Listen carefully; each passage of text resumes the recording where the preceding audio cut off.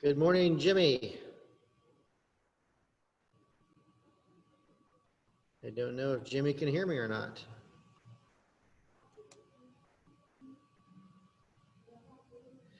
Jimmy, are you on mute or am I on mute? All right, well, hang on. And I didn't have the audio on. Social studies. Oh, there we go. I can hear you now, Jimmy. How you been? I'm doing good, Jimmy. How are you doing? Pretty good. Just taking care of this little baby over here. I know, man. That's awesome. So, Yeah. I saw Been your about the Providence best 2 months jersey on ever. Facebook. What's that? I think I saw a Providence jersey. Yeah. Yeah, that was cute. That was cute. So, good morning, Yeah, Dana. we got a pretty good team over there this year. So Good morning. I put the shirt on her. All right, so we have Judy here with us in the office, and it looks like we'll go ahead and jump on in. So today we're going to be discussing handling multiple offers. I've got some questions, and then we're also going to talk about escalation clause. Are you all familiar with the escalating clause? Judy is, Jimmy, Dana, what about you? Are you familiar with escalating clause? Yes, but I've never done it before. I have had an agent do it with me where she was representing a buyer where I had the seller. Okay, all right. So a little bit. Well, and so we're gonna just talk in general for the moment, and then I'm gonna share my screen with both of you, and so Judy can see it as well. I'll give Judy a handout real quick. There you go. And then we're gonna actually go through the escalating clause. Oh, we got Derek Elbert wants to join us. He's gonna have some input, I'm sure. We'll go through the escalating clause as part of this discussion for this hour as well. And then just really just have a conversation around it. We're going to mastermind and what the best practices are, particularly in this market. How you doing, Derek? Derek, you're on mute if you want to chime in and tell everybody hello. Maybe Derek doesn't want to do that, so. All right, well, everybody on Zoom is currently on mute. I'm going to start asking some questions. My first question is this, and this is for everybody in here. What's the purpose, and I know this is really basic, but what's the purpose of writing an offer on a property for a client?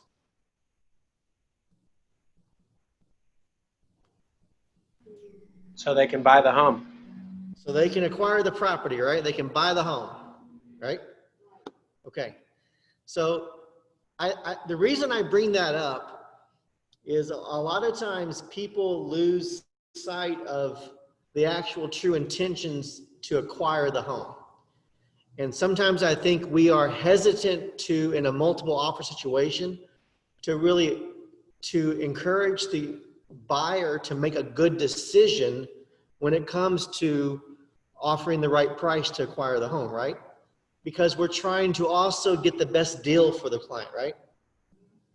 Sometimes getting the best deal, that concept interferes with our main responsibility, which is helping them acquire the home that they've decided they want to purchase.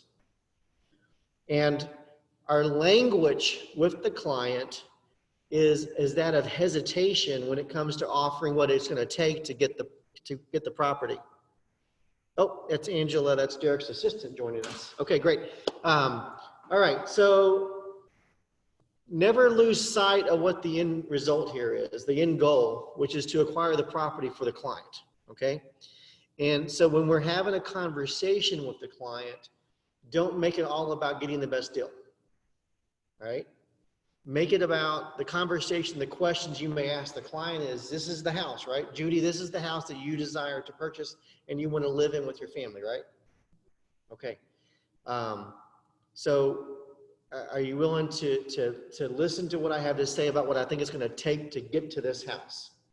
Great, fantastic.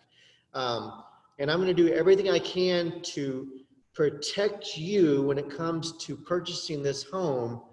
Yet we also know that in this market that we're in, it's a bit of a crazy market. We talked about this already, right? This is the conversation I would be having with my clients, okay? So, but you know, we want to make sure that our conversation isn't all about money. It's about winning the offer. Okay, does that make sense? Okay, great. All right, so again, I think the mindset of a lot of agents is simply get them the best deal, and therefore we end up losing the offer. Okay, so that we all can agree the first step is to focus on the true goal, which is acquire the property. Okay, all right, Jimmy and Dana, I can't see you nodding your head, but I'm sure you are, right? Great. Okay, so when we are currently negotiating right now in this market, does anybody know how many homes we have available in today's market? 600. Jimmy, Dana, you have a guess? 605 or something like that. A little over 600. At 8 a.m. it was 585. Huh. 585. It was 582 yesterday once all the pendings for the weekend got put in. So 585. So yeah, it's below 600 now, and it's been below 600 since the 1st of August. And as much as I want that to increase, I don't see it increasing anytime soon. At best, we can hope to maintain, all right? Which is a ridiculously low number. Does anyone know, now, for those of you who don't know, we added 2 counties last September. We added Switzerland County and Jefferson County, Indiana last September, and that added homes to our market. If I was to add in those 2 counties this time last year in August, do you have a guess as to how many homes we had on the market last year? Almost 1,000? 900. How many did you say, Jimmy? 900? 900. Okay. It was actually about 1175.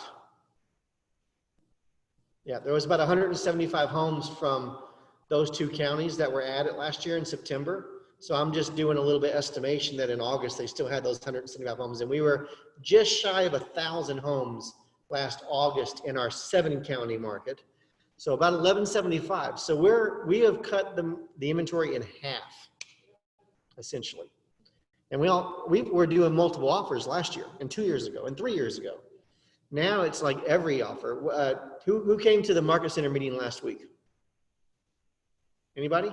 The Market Center meeting that Bob did? When Bob talked about, he got some information from HomeWise that the average new listing right now is getting 3 offers in the first week. 3. So that means that every home is potentially a multiple offer situation. Every offer that we do is potentially a multiple offer situation. Judy, in the last 2 months, how many multiple offers have you dealt with? Only one. Only one. It was 2 buyers. Okay. 2 buyers on 355. Okay. Jimmy, Dana, how about you all? In the last few months, how many multiple offers have you dealt with? I've dealt with probably 3 or 4. Okay. That's a lot. So I think I've dealt with somewhere in that same neighborhood, 3 or 4, maybe 5. I know my team has dealt with probably 20 or 30 in the last 2 months. So, and we've won a decent amount. We're not going to win every single one. Okay. Ultimately, sometimes the buyer's input, determines whether or not we're going to get that offer, right? What are some other things, what are some other concerns that you have? If you're representing your buyer, what are concerns that you have in this market with writing a high offer when you know, like say a home is listed at 200,000, okay? And you want to write an offer for 220, what concerns do you have about doing that? Well, they're financing. Okay, whether they can get approved for that? Well, no, not if they can get approved, if the financing that they have competes with other offers. Okay, so like the type of financing. Right. So a VA, or an FHA, a USDA versus a cash or a conventional loan. Okay. All right. What other concerns do you all have? Dana or Jimmy, what concerns do you have about writing a high offer on a house right now? It appraising for the value. Yep. So is it going to appraise for what we're willing to offer? Okay. So Jimmy, you got anything you want to add there? That would be the first thing I would think about is the appraisal. Great. Okay. So, yeah, I mean, the type of financing and whether it'll appraise or not are the two most common concerns, right? When we're writing an offer. So then the first step to writing an offer that's multiple offers that I want you to consider, and you have already considered this, just make sure you know this is something you do every time, is make your offer as clean as possible. So what do I mean by a clean offer? No contingencies. So it's not contingent on the sale of a property, Right. okay? Sometimes you have no choice, right? Sometimes they have to sell to buy. Yet if there's any way at all possible, make sure your buyer understands no contingency, all right? On the sale of another home. Okay, so that's one, no contingency. What else? How else can you make the offer clean? The closing costs, whether you're going to include that in. Okay, so don't ask for closing cost. Closing cost dirties it up, so make it a clean offer by not asking for closing cost, okay? What else?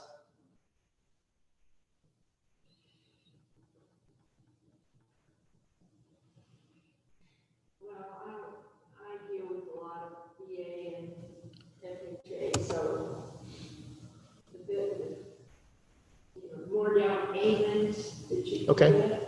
Well, let's focus on making it clean, streamlining the offer, and then we'll get to the financing questions, okay? So that is an important part of the conversation, yet we want to see where else we can clean it up. So we want to, no contingencies. We don't want to ask for closing costs. What else can we not ask? Good morning, Laura. Good morning. I'm sorry I'm late. You're good. So we're just talking about, obviously, multiple offers. Right now, we're talking about how to make our offer as clean as possible when presenting it in a multiple offer situation. So Right. we talked about no contingencies if possible. And Right. we talked about no closing cost. What else? Okay. Okay. So if we don't need a survey as part of the condition for buying the property, we could eliminate the survey, right? Because that's going to slow it down, right? Okay. Even if the buyer was going to pay for the survey, just the thought of doing the survey is going to lengthen the closing process.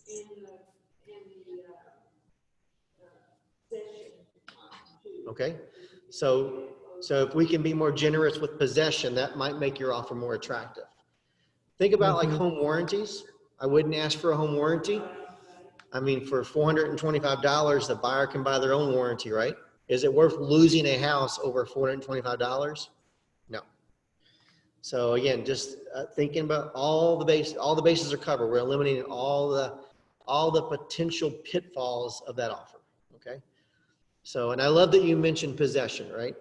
So how many of you call the other agent and ask about, what kind of possession time does the seller need? You ever do that? Yeah, I've done that. Okay. Yeah, and sometimes the agent, depending on who you're working with, of course, they don't really want to answer that question, or they will. I mean, we want good working relationship with the other agents. So, but you don't know unless you ask, right? And is there any harm in asking? No, I mean, I don't think so. Yeah, I don't think there's any harm in asking that question. We're not giving away any information from our buyers. We know that we're in a multiple offer situation, and we're trying to figure out every possible. I promise you that a lot of times the other agents aren't asking those questions. Mm-hmm. Yeah. Okay. So what kind of, so how do you ask that question? I asked it as a question. Are you willing to tell me what the seller's reason is for? Okay. Can you all hear Judy on Zoom? No, I can't. Okay, so no, that's fine. Judy asked the question about figuring out the seller's motivation as a way to help write a better offer. So, and she just simply asked the agent, can you tell me why the sellers are wishing or desiring to move? Yeah, I find that a lot of agents don't necessarily want to answer that question, yet some will. And if any advantage we can gain, we should gain, right? Okay. All right, so So clean offers mean little to no contingency. Do you have other offers? Yeah, so, Sorry. no, that's fine. So Judy just we stated the obvious here, I think, and I did not, is making sure that we actually are in the multiple offer situation, right? Oh, So, because a lot of times, and I've done this, right? I've used escalating clauses as an example when I was the only offer. Yeah, I was thinking there would be more offers because of the property. And when it went on the market and just everything involved, I thought this is going to be a multiple offers. And I want to head it off and go ahead and submit that escalating clause. Is there any, I'm going to hold off on that question I was about to ask just for a few minutes, because we're going to get into the pitfalls of escalating clauses versus not using escalating clauses. I know there are agents out there that are not fans of the escalating clause, and then there are people that are big fans. I'm a big fan of escalating clauses, but I'm going to make sure during our time here together that we talk about the pros and cons of it. Okay. All right. So let's just review real quick where we're at. So we're talking about making the offer clean. So remove the contingencies as at all possible. So remove the closing cost, remove the home warranty. If a survey is not needed to really determine the property boundaries, maybe they want to put a fence up later, yet we know the basics of the property, right? If they don't need the survey, make sure you advise your clients that, look, I'm not saying the survey is not important, yet if we want to win this, is winning this property more important than the survey so you can build your fence later on, right? So just make sure you have that conversation in such a way that it doesn't create additional liability for yourself. Okay. So remove the survey. Is there anything else other than adding additional possession time? Laura, I've added you twice to the meeting, I think. yeah, I'm trying to get on my computer instead of my phone. Okay. Well, hang up from your phone because it's going to cause an echo. Yeah, I'm trying. Okay. Sorry. All right. I'm hopeless, Rob, hopeless. No one is hopeless. Oh, yeah.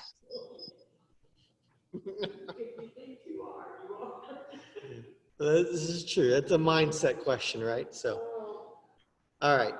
I had to hand my phone to my husband to disconnect me from my phone. I love it. I love it. Okay. Technology. Hey, Laura, by the end of this year, you have a new goal is to figure out all the ins and outs of Zoom, right? Oh my gosh, yes. Okay. My All right, one great. thing. So, okay. So we talked about possession, and that is something that we can add value to the offer, right? Is there any other thing we can do with the offer itself without introducing the escalating clause yet, as a way to help win an offer?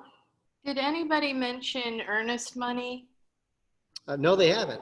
So, I always encourage my buyers to, as much earnest money as they're comfortable with in a competitive situation.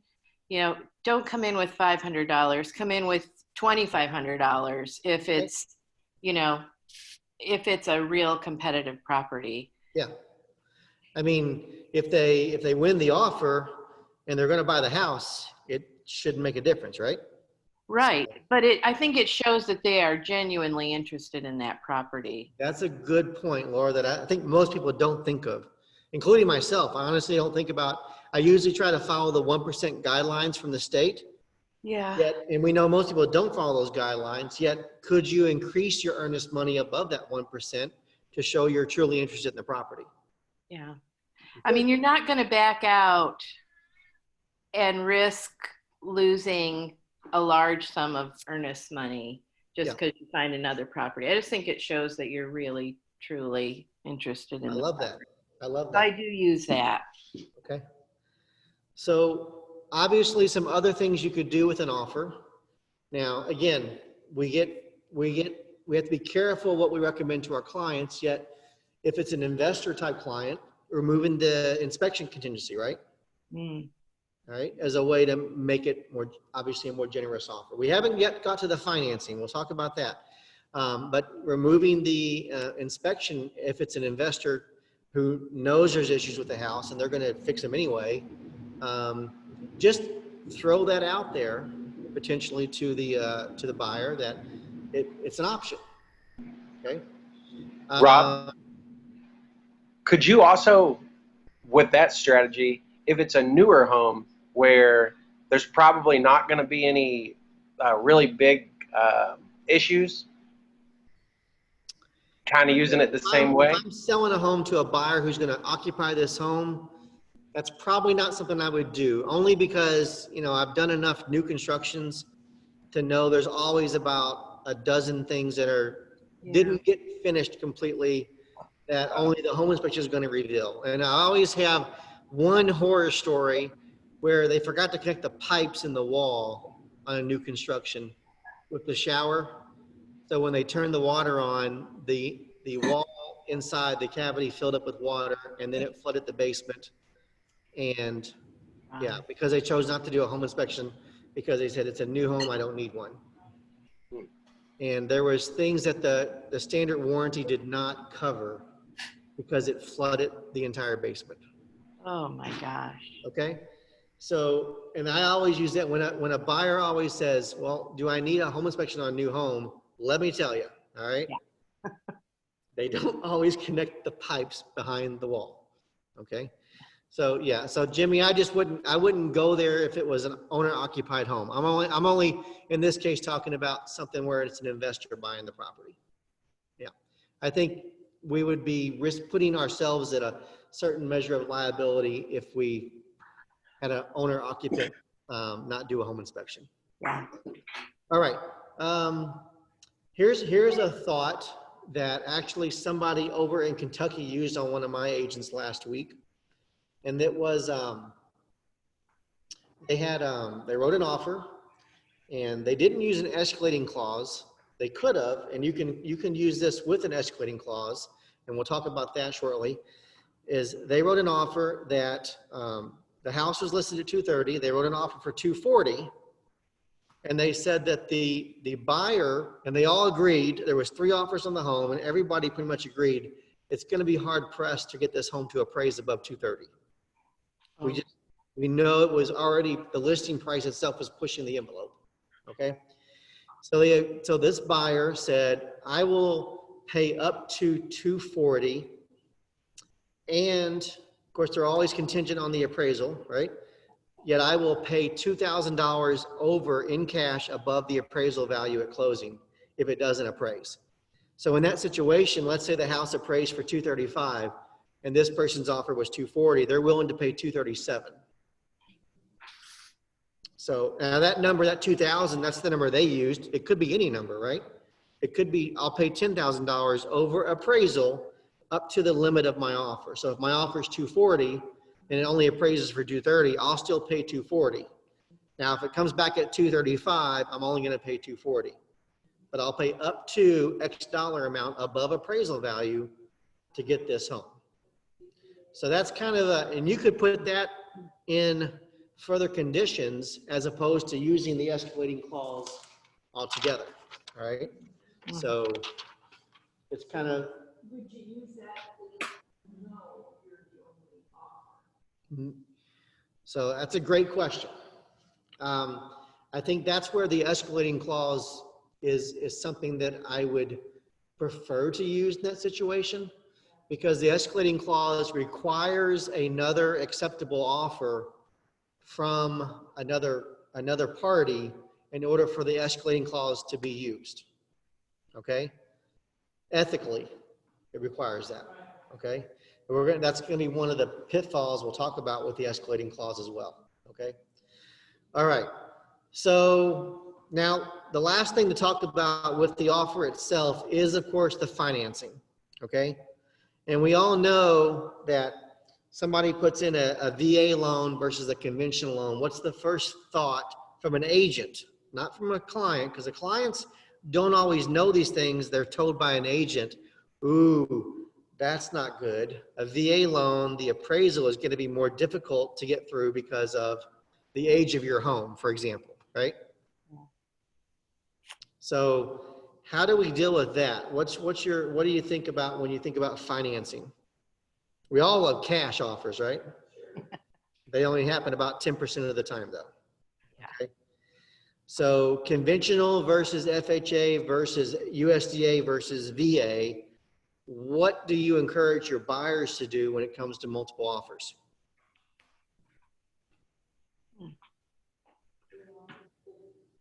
This is the best loan for conventional. Right? So, but if they can't do a conventional, we gotta do the. So what Judy said was the best loan obviously is conventional, yet if you can't do conventional, you can only do the best you can, right? So I think my advice is if it's not a conventional loan, if it's a USDA or otherwise, or VA or FHA, then we have to actively think of ways to sweeten the pot, right? So is it more possession time? Is it a higher offer and using, hopefully if they can do it, maybe they can't, cash above appraisal value or, you know, cash on top of. So when we get into escalating clause, we'll talk more about how to deal with different types of financing yet still potentially winning the offer. Okay. Now it's a real challenge though. Rob, can I ask a question? Hang With, on. with Laura, finance, go ahead. FHA and well, VA too, maybe. Can you write that into your offer that you'll pay more cash above the appraised value and still have that fly with FHA or VA? Yes. No, you can't. Yes. Okay. So I did a couple last year where I had some offers that were FHA. Yeah. And they came back like at a 265 value, and we had offered 285. Mm-hmm. We agreed upon paying 275. So they had to bring, actually, it was 264. They had to bring $11,000 cash to the table above everything Above, else. above their 3.5% in that. Okay. Thank Yep. you.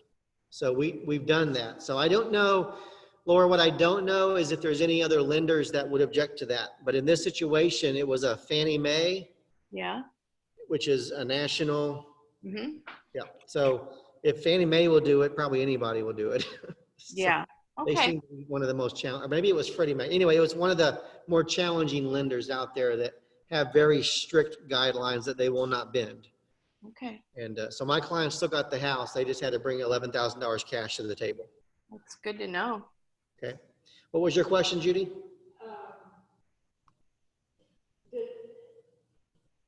To what extent does the down payment really matter? Because you're paying anyway. You're Yep. gonna get, I mean, from the seller side, you're gonna get the money.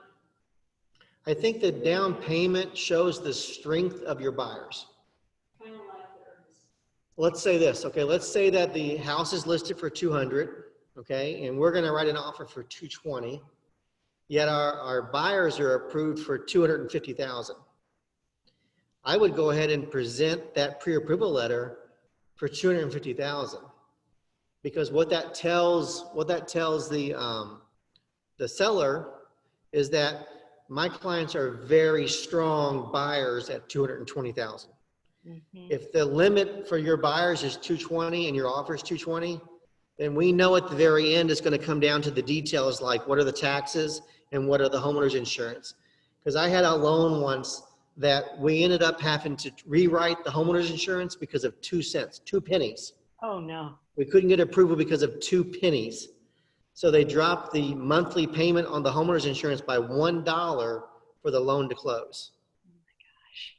Okay. So you just don't know, right? But I knew, and Jason Brewer was my lender, and he knew that my client absolutely was at the ceiling. And when we looked at offers, when we looked at houses, I had to go and look at the taxes first before I could go show it, because the taxes were going to make the difference in the property. Done that. We've all done that, yet when we're thinking about multiple offers, show them a pre-approval that's well above what we're offering.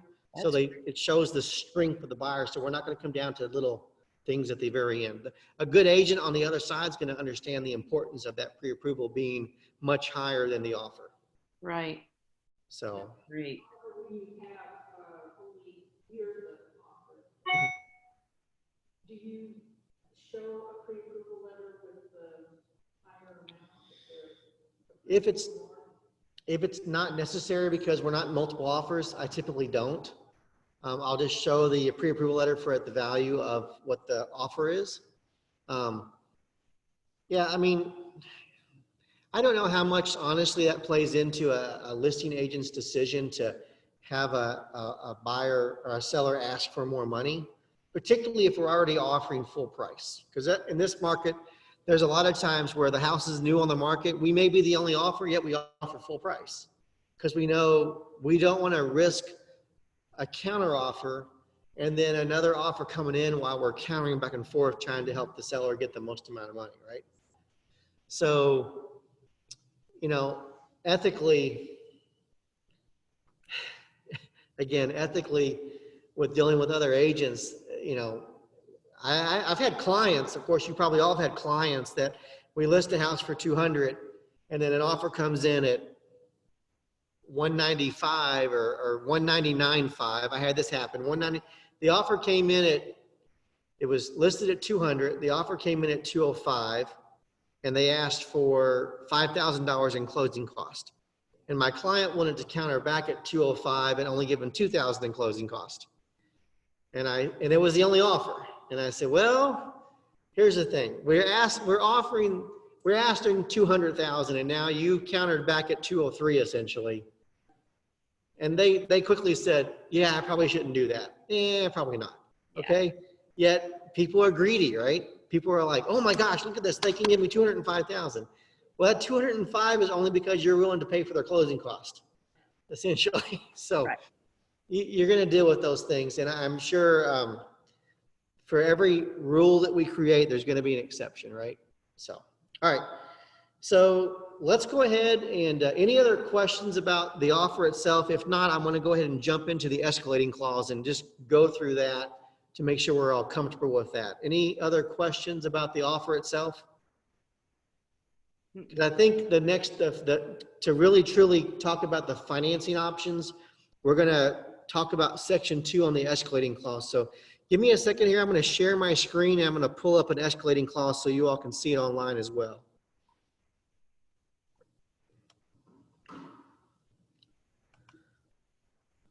All right.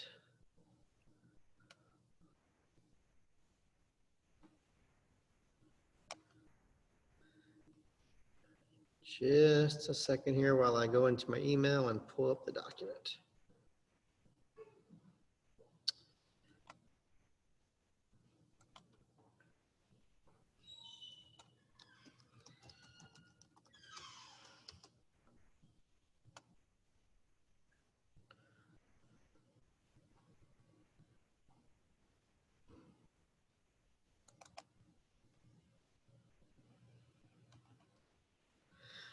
Okay, can everyone see my screen with the escalating clause?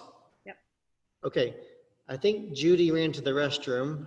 I'm going to go ahead and continue, and when she gets back, we'll catch her up. So, all right. So, Laura, have you used an escalating clause before?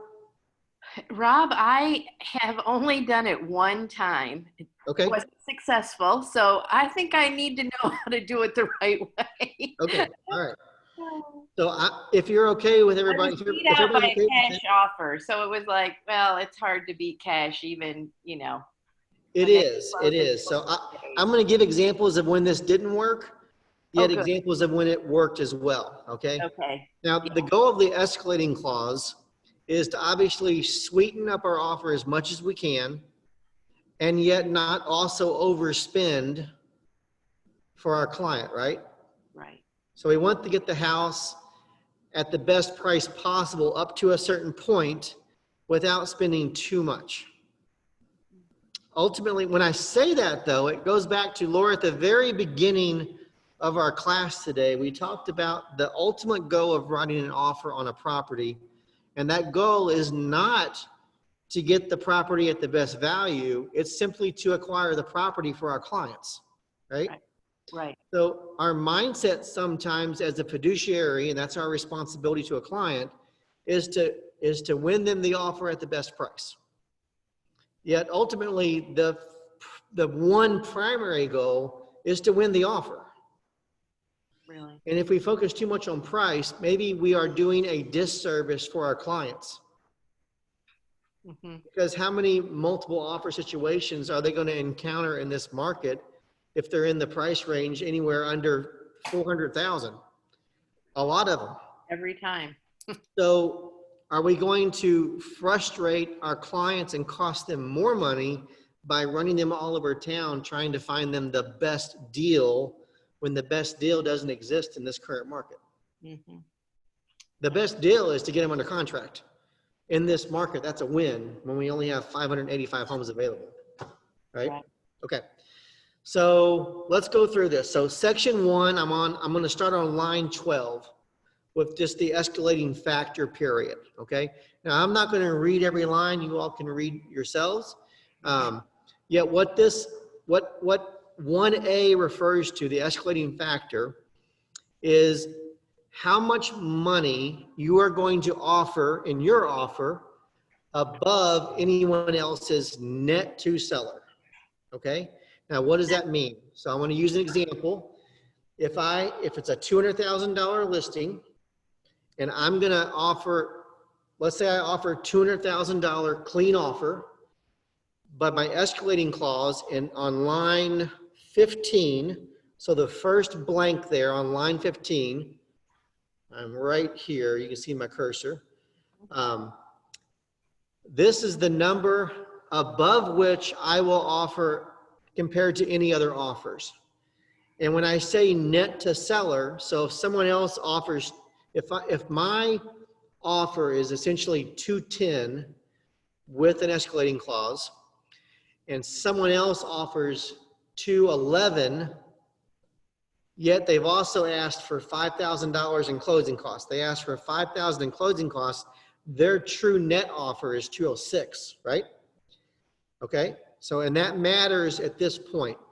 So in this line, on line 15, this box right here, I typically am going to put either $500 or $1,000, which means my offer is going to be $500 or $1,000 above whatever the other best offer is. Does that make sense? Yes. Okay. And then the cap, which is line 17, 1B, that's the 210. That's where I would write 210,000 if my cap, my top number is 210. So the way that would work, and I've never had this happen, and I've done escalating clauses a couple of dozen times over the last 3 years. I've never had this happen though. Let's say my cap was 210 and I'm doing it in $1,000 increments. All right. That's what goes on line 15, $1,000. And someone offers 210, but they ask for a home warranty. Okay. So now their offer is like 2095 and my offer is 210 in $1,000 increments. My cap is still 210. My offer does not go to 210 and 500. It's still 210. I'm not $1,000 over the other offer. I am as much over the other offer up to 210. Does that make sense? Yes. Okay. All right. I have a way of explaining things that make it more complicated. That's not my intention. Okay. So, all right. So in this example, again, $1,000 on line 15. On line 17, we're doing 210, $10,000 above the other offers. Now, that could have been 220. It could have been $500 on line 15. It could have been 225 on line 17. That's what you have to determine. You know, if I've got a house with 10 offers, then I might need to go above 210. I've seen escalating clauses this year go $50,000 over this price. Wow. A $200,000 home, someone was willing to pay $250,000. Okay. Wow. So, was the home properly priced at 200? It might have been a little low, not $50,000 low. Okay. So in section 2, this is where we're going to talk about financing to a larger point, to a larger degree. So Section 2, if the buyer will be financing a portion of the purchase price, and this escalation clause causes an increase in the purchase price under the purchase agreement, which means if I offer 200 and now it's going to be 205 or 210 or whatever, it's an increase above the original purchase agreement. You have 4 options. So let's just discuss these, and I want to make sure I answer any questions because this is confusing for a lot of agents, and it's confusing on both for the buyer's agent and for the listing agent, and I promise you it's confusing for the client.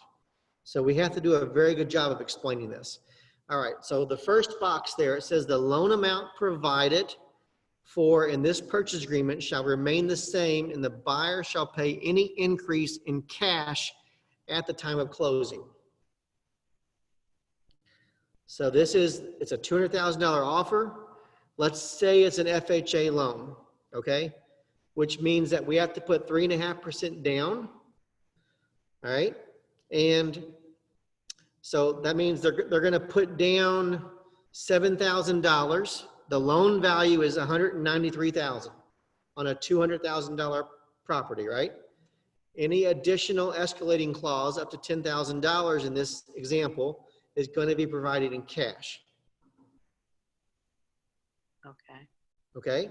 Now, again, as an agent, we're like, got it. Yet do our clients understand it? We had one last week on our team. The client didn't understand it. So they thought that even though they agreed to that, they did not understand it. So we need to double check with our clients that they understand it. Okay? Now, I'll give you an example of where this didn't work. We had a VA loan. We had a VA loan. This was about 2 months ago. We listed the property, and one of the agents on my team had the listing, so I was able to see both sides. The property was listed at $179,900, which was properly priced, and somebody offered $183,000 cash. Our client that I was helping the agent write had a VA loan, and we offered $197,000 with $180,000 financed and $17,000 in cash. We lost that offer. We lost that bid. Even though it was only $183,000 versus $197,000, the $183,000 had no appraisal attached to it. And the seller wanted a secure deal that could close quickly. And that was more important. So even though we offered $14,000 more and it was going to be in cash, it didn't make a difference. $183,000 cash won out all day long. So that goes back to the contingency and the ideal of financing being a contingency, right? Okay. So everyone understands the first one. That's really the easiest one to understand. You're going to bring more money to the table is what's going to happen here. Okay. On the second one, the down payment amount provided for in this purchase agreement shall remain the same, and any increase shall be added to the loan amount. So if you're doing a conventional loan on $200,000, you're bringing 20% to the table for your down payment. And now we're at $210,000 because we use the escalating clause. You're still bringing 20% of the $210,000. Pretty easy to understand whether you're FHA or not. If you're FHA, you're going to still bring 3.5%. If you're a USDA or you're a VA, you're still bringing nothing to the table except your closing cost. Okay? All right. The third one, line 32. So the loan amount provided for in this purchase agreement shall automatically increase to blank percentage of the new purchase price. So sometimes we have a situation where it's a conventional loan and maybe they're bringing 30% down payment to the table in the original purchase agreement. Yet when they increase their price, they don't have the extra cash to bring 30%. So they may have to reduce their down payment amount down to 20% or 25% in order to meet that requirement. This one, in my mind, is probably the least used option. Okay? But that's what that would represent, is that we're going to be we're effectively doing an amendment to the purchase agreement, changing the percent of loan to value, right? Instead of doing 80%, we're going to do something different, or maybe we were doing 70%, now we're doing 75% of the purchase agreement is going to be in the loan. Does that make sense? Okay. The last one, the loan amount shall not exceed blank in US dollars, and the buyer shall pay any amount of the increase in the purchase price which is not included in the loan amount in cash at the time of closing. So this one is a complicated scenario where maybe they're only approved to 205, but we're willing to pay at the 210. But they want to, the buyer wants to finance as much as possible. Does that make sense? So this one is complicated. I've used it before, but I can tell you that the pitfall of this one in particular is it's difficult to explain to the seller for it to make sense, okay? However, this is obviously a potential option if a buyer needs it. Let's say they wanted to offer 230 and the property is at 200 and they're only approved at 220, but they're willing to bring cash to make the difference up, but because their loan will only qualify to a certain amount. But that's different from the first checkbox. Yeah, because in this last checkbox, the loan will increase and cash will be provided. In the first one, the loan will not increase at all, only cash will be added to the top of the loan. Oh, I'm sorry. Okay. So the last one is a combination of increased value of the loan and increasing cash or cash to make up the difference. Wow. So again, you're going to probably have a conversation with a lender. That's probably a conversation with a lender to figure out what that's going to be. Yeah. All right. Like, what is their cap? What are they going to, if their max is 210 and I want to offer 220, then you need to talk to the lender and make sure that they are 210 and not 209 or something like that. Okay. Okay. Yep. All right. Now, Section 3 and Section 4 are just regular hold harmless rules, essentially, and termination rules. Number 5, though, acceptance of counteroffer. So if you use the escalating clause successfully, and some portion of the clause was used, whether it was all of it or part of it, the seller has to send you a counteroffer clarifying the new agreed upon sale price. And that's what number 5 states. So if they ended up using my escalating clause and they only had to go to 207, then the counteroffer is going to be, buyer accepts home at purchase price of 207,000. Okay. And you can state per escalating clause if you want on the counteroffer. Now, the other thing is the listing agent needs to provide you with proof that there was another offer that caused the escalating clause to happen. Okay, does that make sense? Okay, so you have multiple offers, you have multiple purchase agreements. In this example, your offer was 200 up to 210 in $1,000 increments. Someone else offered 206. So now the counter offer that's going to come back to you is going to be for 207. So your buyers agreed to buy it at 207 because of the escalating clause. What the listing agent needs to do is provide you the purchase agreement for 206. They can black out the names, but send in that other offer showing that someone offered 206, making 207 a valid counteroffer. Okay? Does that make sense, everybody? Yeah. Now, this is the pitfall. Okay? This is the pitfall of an escalating clause. For me, I don't know that I would consider this to be ethical. However, if you really looked at the laws in the state of Indiana, there's nothing that prevents a listing agent or a seller from doing this, all right? And the listing agent is charged with getting the most amount of money for that property. All right, now let's say that I send an offer in and I send an escalating clause in because I'm projecting there's gonna be more offers. We had this happen, Angie on my team had this happen once last year. The property was grossly undervalued. It ended up appraising for 224. They listed it at 274.9. It was a property in Crystal Springs.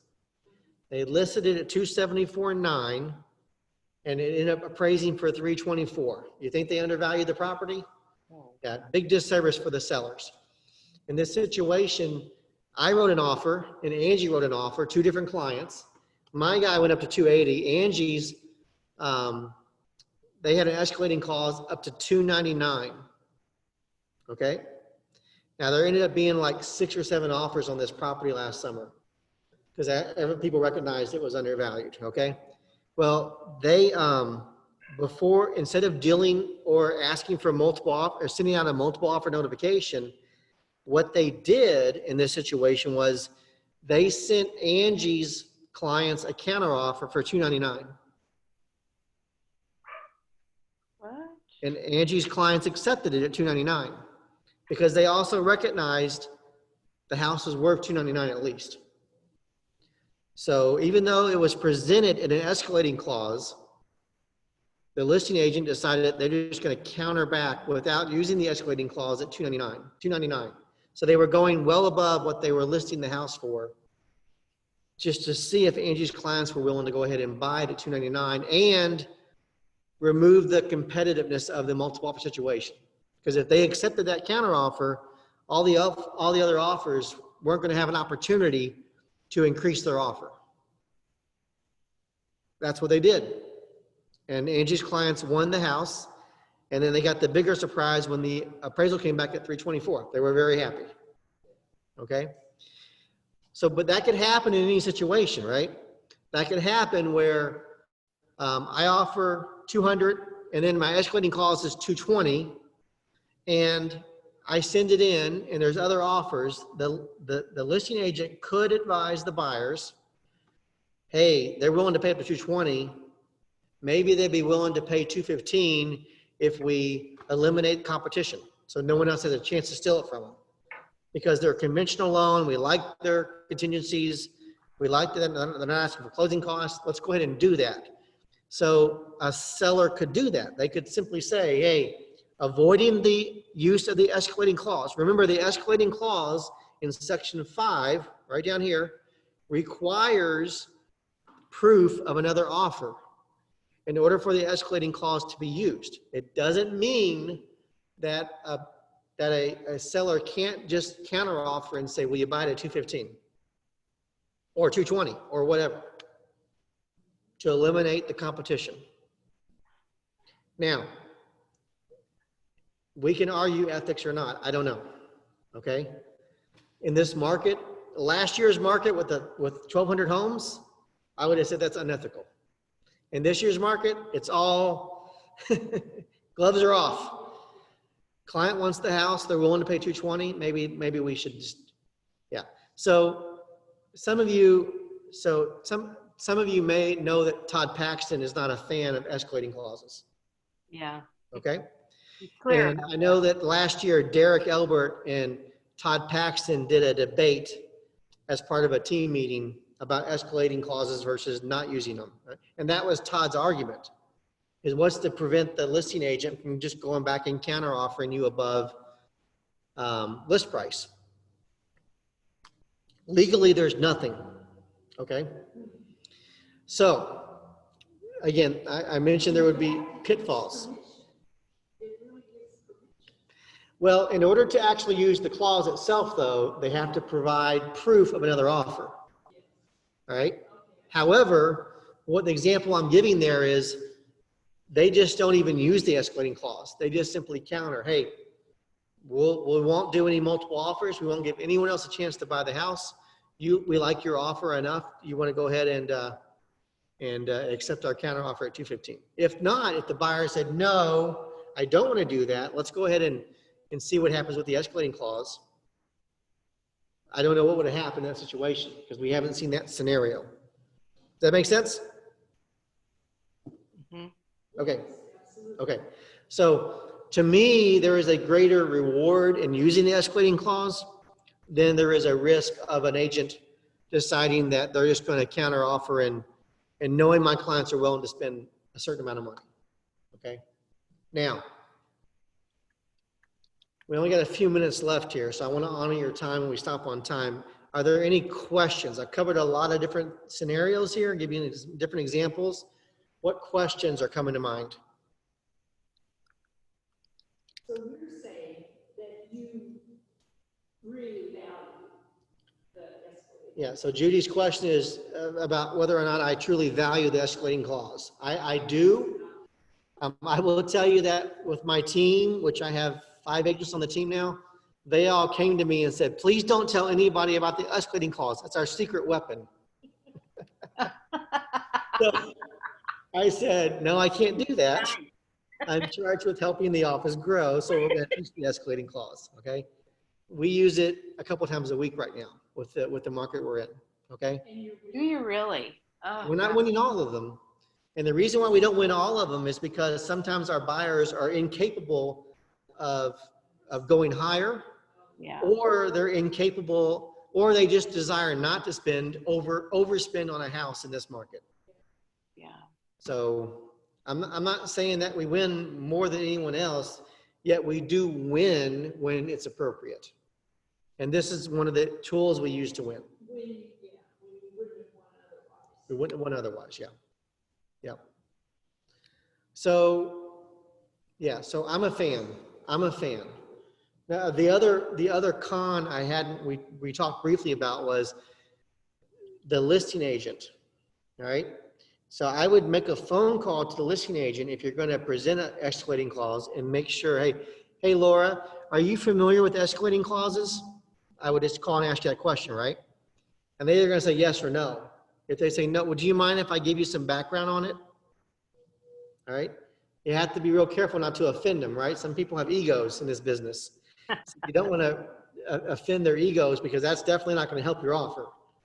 Yet you want to make sure that they can explain it to the seller, right? Okay, what if you are the agent for both buyer and seller?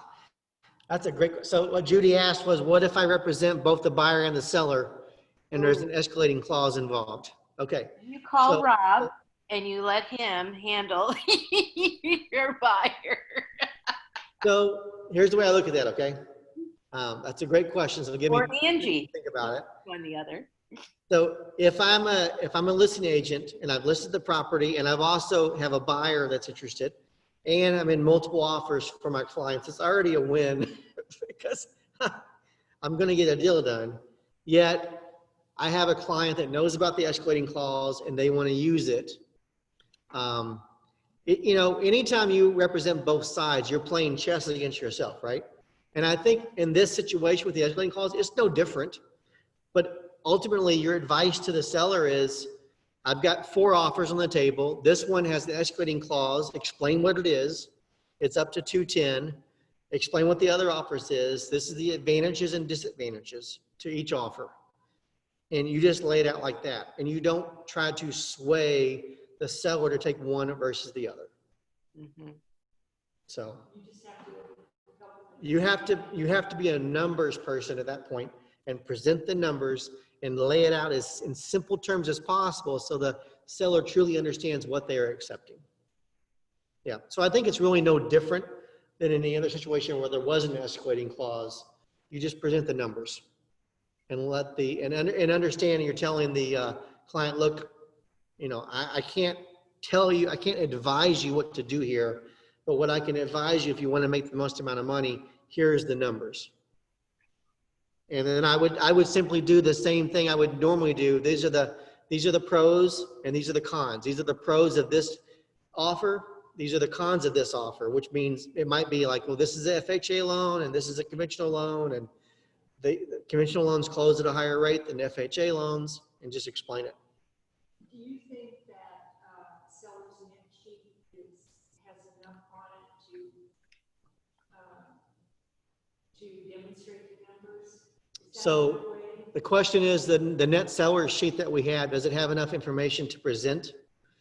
I don't think I think when we're presenting that to a seller, then we just take the best that the escalating clause uses and present those numbers on the net seller sheet. Like the best potential outcome of the escalating clause, present it that way. So that they see that it's $1,000 or $500 above the other offers. I do that with two offers that don't have this. Yeah. Nobody presents an escalating clause, so it's just between these two. Yeah, And I put one here and one here. that's good. That's a really good way. Show them, make it a visual thing. So, yep. Okay. What other questions do we have? Rob, what do you do if you call an agent? This has happened to me more than once, at least a couple of times, and tell them you've got very interested buyers. It's competitive. You would like to include an escalation clause with the offer, and they tell you they hate them and they don't want to present them to their seller. Well, legally they have to present them. Legally they have to present them. That's what I thought. Yep. And I have presented Todd Paxton with escalating clauses before. And he called me and said, I hate you, but I will present it. Yeah, and it's just like, oh, I don't even want, no, I hate those. Don't even. Yeah. It's like, well. So legally they have to present it. Yet, if I have that information from the listing agent, I'm definitely going to provide that to my clients, to my buyer, and let them know that, okay, well, we've been informed is that the listing agent doesn't like it and he or she may not present it as well as it should be presented. Mm-hmm. So I want that to be information that you use in making your decision whether or not to use the escalating clause or just straight up offer above asking price. Yeah. Because then we're doing our job, right? Giving the best advice we can possibly manage. And if you've had, here's what I would do, honestly. If you don't have any experience with that client, call an agent in the office and say, hey, do you have any experience dealing with this agent? Yeah. I need to help my client make a good decision, and I have a feeling this is going to be a complicated scenario. Well, and I think, Rob, I let that, because I didn't have enough confidence. That should surprise no one in the room. I didn't have enough confidence to go ahead and present it anyway. So I probably did a disservice to my buyer. Did you win the offer? One of them I did, and one I did not. And that first one I did not, and I was just kicking myself for my buyers. The one that I lost, that I did present an escalating clause, and it was a cash buyer on the other side. There's not much you can do in this situation. You can't do anything about it. I told my buyers, we just really can't compete against that. But I did feel badly that I really felt like I'd let them down on that. Again, that should surprise no one in the room. You care about your clients, so it doesn't surprise me that you felt badly about it. So, but I should persevere. I mean, we should do it anyway, whether the other agent likes it or not. Well, again, and sometimes if a client is willing to, this goes to the Todd Paxton principle, his thought process. If a client is willing just to simply offer their maximum price without worrying about an escalating clause, then we should do that. Because what that comes back to is a clean offer, right? Mm-hmm. And the cleanest offer is the one with the least amount of paperwork. Okay? However, not all clients are willing to just throw extra money at the seller, taking a risk on paying $10,000 more than anyone else was willing to pay, right? So we have to try to become a mind reader, and yet we also want to protect our clients. We don't, so an escalating clause in my mind is a way not to be a mind reader, yet protect our clients as much as we possibly can, okay? Now, again, just to recap, because we're out of time here, just to recap, winning multiple offers comes down to clean offers, all right? So little to no contingency, no closing costs, no home warranty, remove all the things, all the extraneous things from the offer that we can, like a survey or something like that, that may lengthen the contract period. Get it closed as quickly as possible. Offer additional possession time if that's attractive to the seller. And then just be willing to go above appraisal if necessary. I think in this market, that's a really key one, is to be able to offer above appraisal value.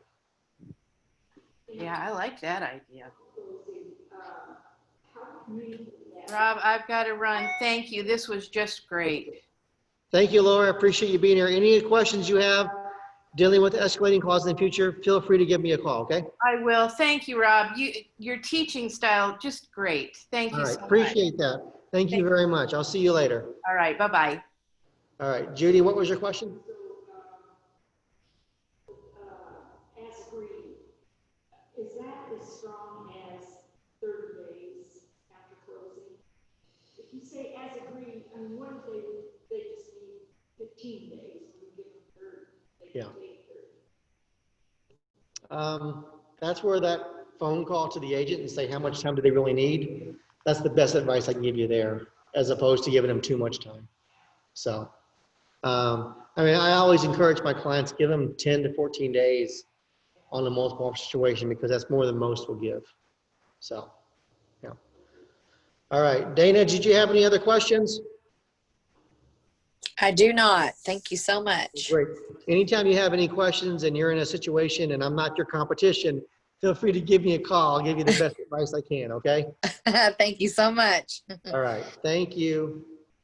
All right, Judy, thank you very much for coming. Hope you all have a great rest of your Tuesday and go out there and get some win some offers, okay? Yes, sir. Thanks, Rob. Thanks.